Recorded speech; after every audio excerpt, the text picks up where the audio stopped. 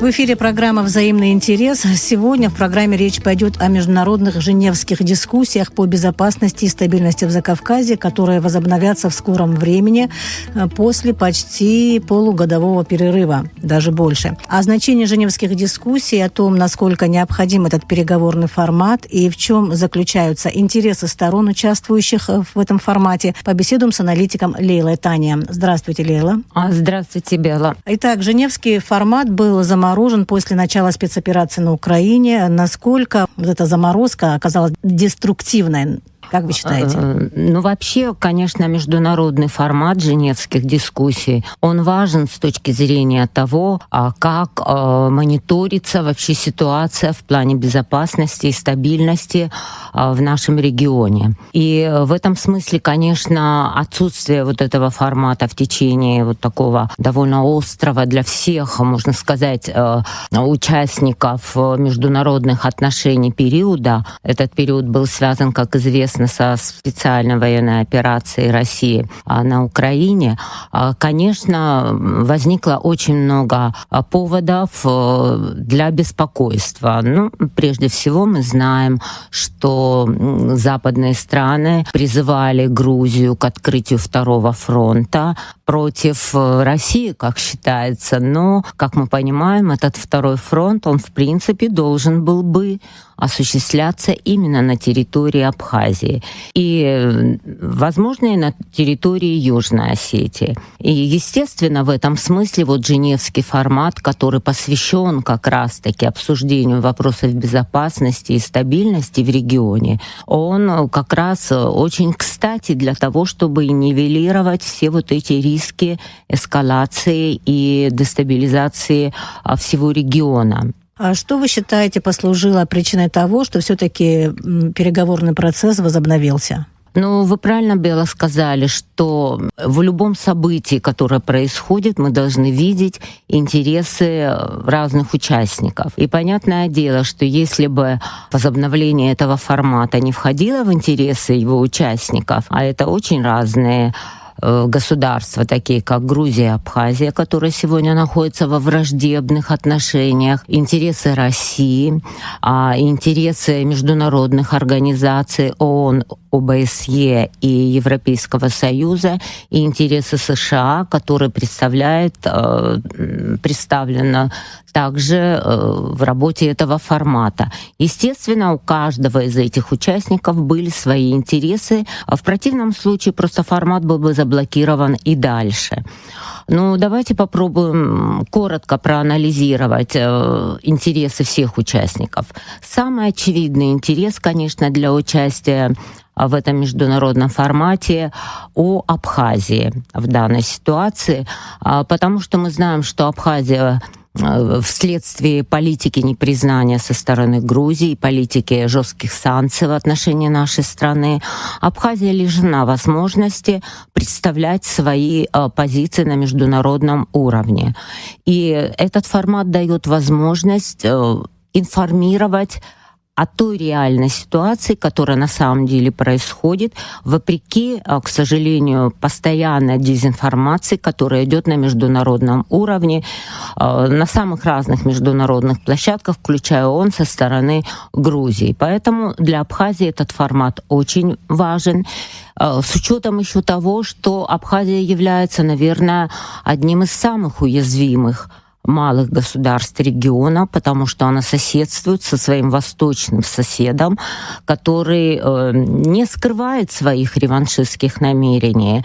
Поэтому попытки нейтрализовать вот эти реваншистские намерения, которые все-таки иногда предпринимаются на уровне женевских дискуссий, в частности, попытки подписать соглашение о неприменении силы между Абхазией и Грузией. Они имеют значение, конечно, для безопасности Абхазии, хотя, возможно, и не решающее, скажем так. Что касается интересов Грузии, с моей точки зрения, если мы проанализируем вообще позиционирование Грузии Вот на как Женевском. раз хотела спросить, вроде бы они поддерживают формат, выходят на переговоры, но тем не менее ничего не сдвигается по главной повестке, да, вот документ о неприменении силы, который никак не могут подписать. Тем не менее, опять не отказывается. Вот в чем причина? Ну вот как раз-таки у Грузии есть, вероятно и очевидно, другой интерес в участии в этой Женевской международной площадке. И если проанализировать вообще вот позиционирование Грузии, конечно, у нас нет возможности прямо наблюдать за ходом самих дискуссий прямо так онлайн или там находиться, но мы можем судить по тем регулярным пресс-релизам, которые делают все участники для СМИ и для своих обществ. И мы видим, что со стороны Грузии эта площадка используется прежде всего для предъявления очень серьезных обвинений в адрес России в первую очередь. Мы знаем, что Грузия вообще считает, что это площадка российско-грузинских переговоров, а не площадка для переговоров всех участников, задействованных в произошедших военных событиях предыдущих лет. И в данном случае мы видим все те обвинения, которые чем дальше, тем более усиливаются со стороны Грузии. Вероятнее всего для Грузии интерес заключается в том, чтобы использовать ее как пропагандистскую площадку для дискредитации России, для дискредитации Абхазии и Южной Осетии. Прежде всего, дискредитация идет в направлении того, что якобы Абхазия и Южная Осетия — это не демократические государства, в которых осуществляется этническая дискриминация грузин. В нашем случае речь идет о Галском районе. И целый ряд других обвинений. В отношении России это обвинение в оккупации, обвинения в предполагаемой аннексии различных территорий Абхазии и в целом аннексии Абхазии в пользу России. А что касается международных участников, то я думаю, несмотря на то, что мы видим, что сегодня именно США выступает таким спонсором обострения ситуации, скажем, на Украине и в целом во многих регионах мира, вмешиваясь во внутренние дела многих государств, пытаясь контролировать ход конфликтов, как внутри гражданских, так и межгосударственных. Тем не менее, США тоже участвуют в этой площадке. На мой взгляд, здесь, конечно, присутствует все тот же извечный американский интерес контролирования ситуации, желание взять под контроль все процессы. В нашем регионе ей, Америке, это не удается в полной мере, но ей удается контактировать с Грузией, осуществлять милитаризацию Грузии, несмотря на то, что всем ясно, что Грузия осуществляет милитаризацию с помощью НАТО именно в реваншистских целях, потому что ни Абхазия, ни какие другие участники региона на нее нападать не собираются. Что касается ООН, мне кажется, все-таки наиболее из международных участников конструктивную позицию занимают все-таки представители ООН. И, насколько мне известно, желание возобновить женевский формат, оно в большей степени как-то продвигалось со стороны ООН. И я думаю, что для нас тоже очень важно, что есть представители ООН, той организации, универсальной международной организации, куда Абхазия тоже хотела бы войти. И сейчас сделан запрос со стороны МИДа о том, чтобы Абхазию рассмотрели, по крайней мере, в качестве наблюдателя, страны-наблюдателя в этой организации. ОБСЕ, конечно, очень ангажированная организация. Хотя, вы знаете, было время, я просто хочу напомнить, было время лет 10 назад, допустим, может быть, чуть позже, вот, в самом начале украинского кризиса, когда ОБСЕ возглавлял Дидье Буркхальтер, он был и министром иностранных дел Швейцарии, и он возглавлял ОБСЕ, и он был президентом Швейцарии. Вот. И очень интересное заявление было тогда сделано несколько лет назад. Он поставил вопрос так в отношении Абхазии и Южной Осетии, вот близко к тексту, хочу напомнить. Речь шла о том, что ОБСЕ должно решить, что мы будем делать с Абхазией и Южной Осетией. Будем ли мы способствовать реинтеграции в состав Грузии, или мы будем принимать решение о признании их государственности, независимой государственности. Вот примерно такого содержания было сделано заявление. Ну, вы знаете, как-то в тот период, мне кажется, этот посыл как-то мы не ухватились за этот посыл. А Грузия отреагировала?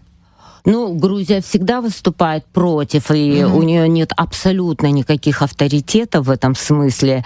Вот. Она может выступать очень категорично против любого международного участника, даже такого авторитетного, как Швейцария.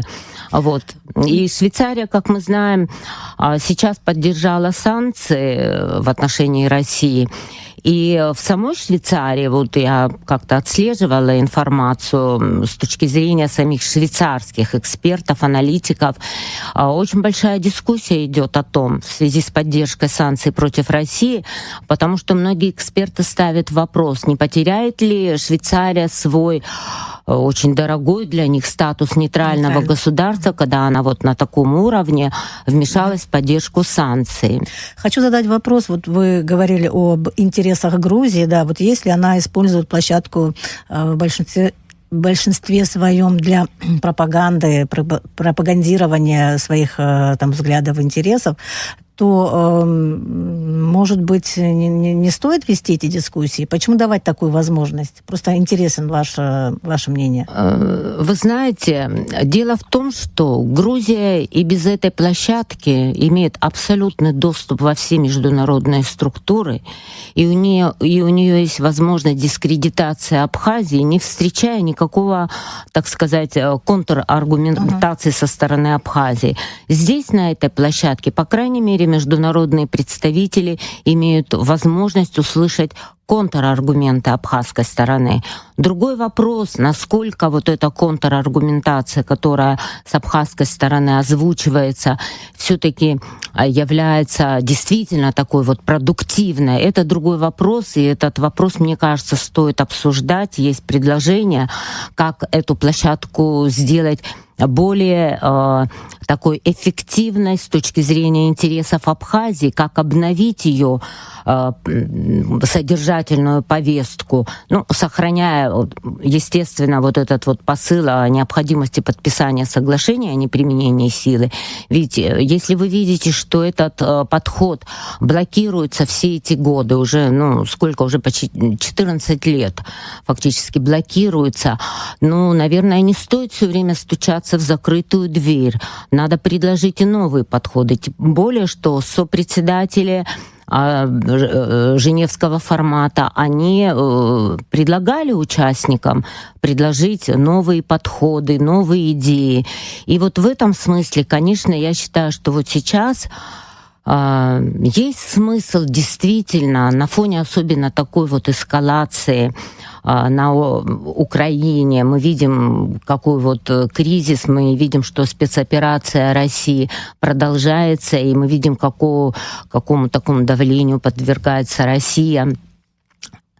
Я думаю, что сейчас как раз есть смысл Абхазии выступить со своей собственной повесткой. Эта повестка, конечно, она должна быть мирной, в региональном масштабе. И эта повестка должна усилить международные и региональные позиции Абхазии как независимого государства. Недавно была встреча в МИДе с сопредседателями, да? А вот были ли какие-то попытки озвучить вот эти новые позиции, о которых вы говорите? Ну, насколько я могу судить по той информации, которая прошла в СМИ, ведь могли быть и какие-то внутренние разговоры не для разглашения, поэтому мне трудно сказать точно, но, по крайней мере, та информация, которая была озвучена в СМИ, повестка предполагается вот та же самая, которая была все эти годы. Значит, две группы. В одной группе по безопасности обсуждается ситуация, связанная с безопасностью, и соглашение о неприменении силы, которое по заявлению самих абхазских участников, к сожалению, нет надежд на то, что Грузия изменит свой блокирующий такой подход.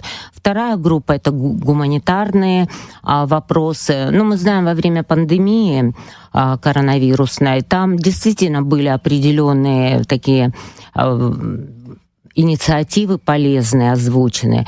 Кроме того, в гуманитарной группе абхазская сторона уже опять же много лет, очень много лет озвучивает проблему передвижения граждан Абхазии по своим абхазским паспортам, как это, например, происходит в отношении граждан Косово или, скажем, Турецкой республики Кипра, Северного Кипра. И, в принципе, эти паспорта могли бы использоваться, хотя бы как проездные паспорта. Но даже этот вопрос, как вы видите, не сдвигает, но тем самым нарушаются базовые права, право на передвижение. Я уже не говорю о том, что, к сожалению, на этой площадке так и не поставлен до сих пор вопрос, что вот те санкционные, принудительно односторонние меры, которые применяются к Абхазии, фактически эти меры являются очень грубым нарушением прав всего населения Абхазии. И более того, я бы сказала, что это вообще нарушение права на развитие, вот на такое вот, знаете, экзистенциальное развитие общества, государства, и этому тоже должна быть дана правовая оценка. Мы говорили об интересах участников каждого в отдельности, да, каждый, понятно, преследует там свои цели. В чем совпадение есть? Вот мы говорили о разнице, о том, что каждый пытается как бы перетянуть на себя, да, какие-то вот результаты, итоги переговоров. В чем все-таки вы считаете совпадение интересов всех участников? Почему они на это идут?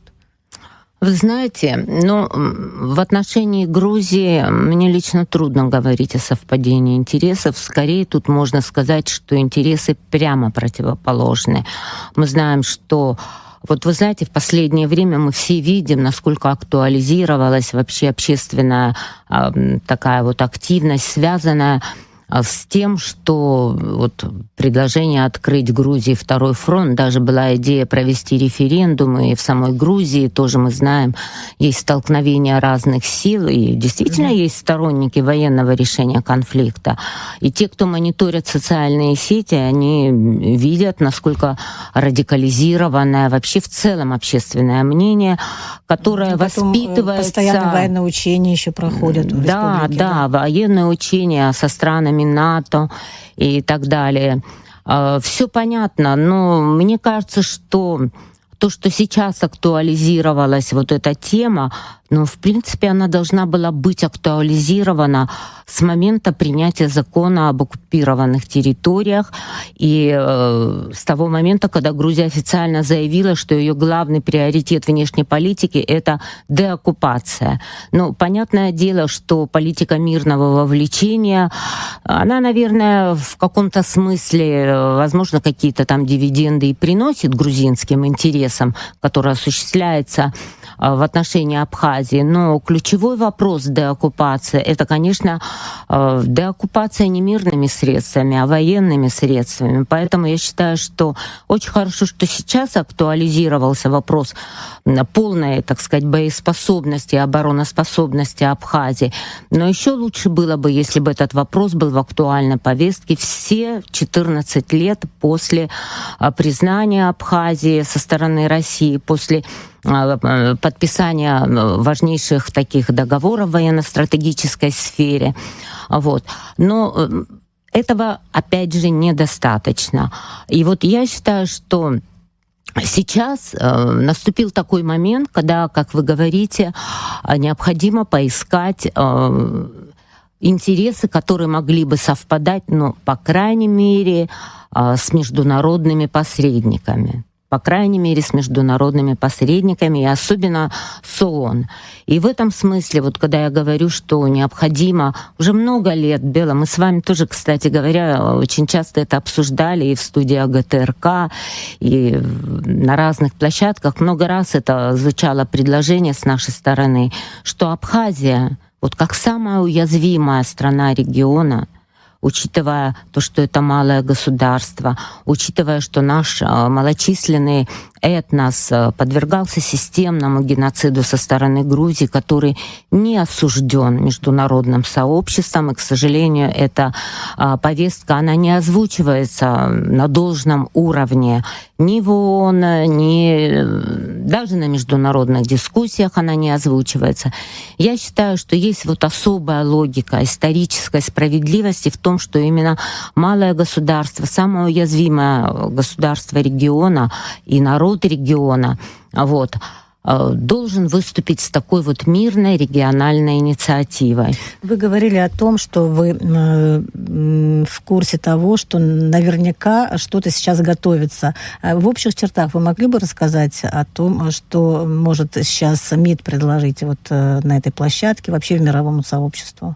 В этом отношении, о котором вы говорили? Ну, опять же, я не в курсе, что готовится. Я просто вижу, что идет определенное ужесточение позиций со стороны МИДа в отношении Грузии. И, в принципе, это адекватная позиция, учитывая реваншистские намерения Грузии и учитывая то, что Грузия готова к новой войне. Я подчеркиваю, к новой войне, потому что прежний вооруженный конфликт в периода 92-93 годов, в период войны, и далее продолжавшиеся военные операции против Абхазии, военные агрессии и оккупация Кадорского ущелья, этот конфликт был завершен с операцией по принуждению к миру, то есть с военной победой, поражением военным Грузии. И, кроме того, дипломатической победой Абхазии, которая была связана с международным признанием. То есть, ну, мы об этом тоже говорили с вами в прошлом интервью, и, наверное, этому можно посвятить отдельный разговор. Вот. Поэтому сегодня мы должны говорить о том, что да, Грузия понесла убедительное военное поражение и должна понести также международно-правовую ответственность в полном объеме, включая компенсацию ущерба, нанесенного Абхазии. Но этого недостаточно. Поэтому мы должны говорить о том, что существует угроза новой войны со стороны Грузии. При том, что прежние войны Абхазия во всех вышла победителем. Но сегодня существует угроза новой войны, что подтверждает, что Грузия является просто перманентным агрессором и нарушителем безопасности, угроза безопасности всего региона. Я хотела задать вопрос, у нас очень мало времени. Просто коротко вы могли бы ответить на вопрос о том, каким вы видите будущее женевских дискуссий? Да, Бела, я как раз именно это и хотела конкретизировать. Дело в том, что очень многие знают, что в Абхазии есть предложение по поводу абхазской платформы региональной безопасности и развития. Эта платформа во многом опирается на те предложения, которые существовали ранее.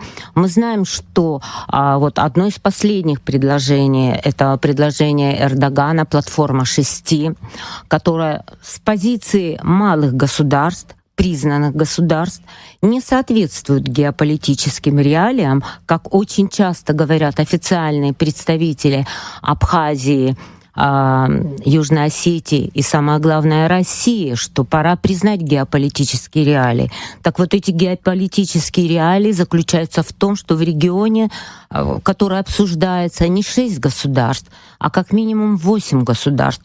И этот регион включает также и Абхазию, и Южную Осетию, которые внесли свой вклад в существующую структуру безопасности на сегодня и баланс сил. Поэтому я считаю, что следующий, так сказать, вот следующие перспективы эффективной работы с точки зрения обеспечения безопасности и стабильности региона, это как раз предложение со стороны каждого участника той платформы безопасности, которую каждый участник видит с точки зрения и своих, и региональных интересов. Я считаю, что Абхазия должна всерьез обсуждать такую региональную инициативу мирную, Абхазская платформа безопасности. Там мы дадим полностью весь расклад и военно-стратегический, и с точки зрения геоэкономических перспектив развития региона. Спасибо вам большое за интервью. В программе «Взаимный интерес» мы говорили с аналитиком Лейлой Тани.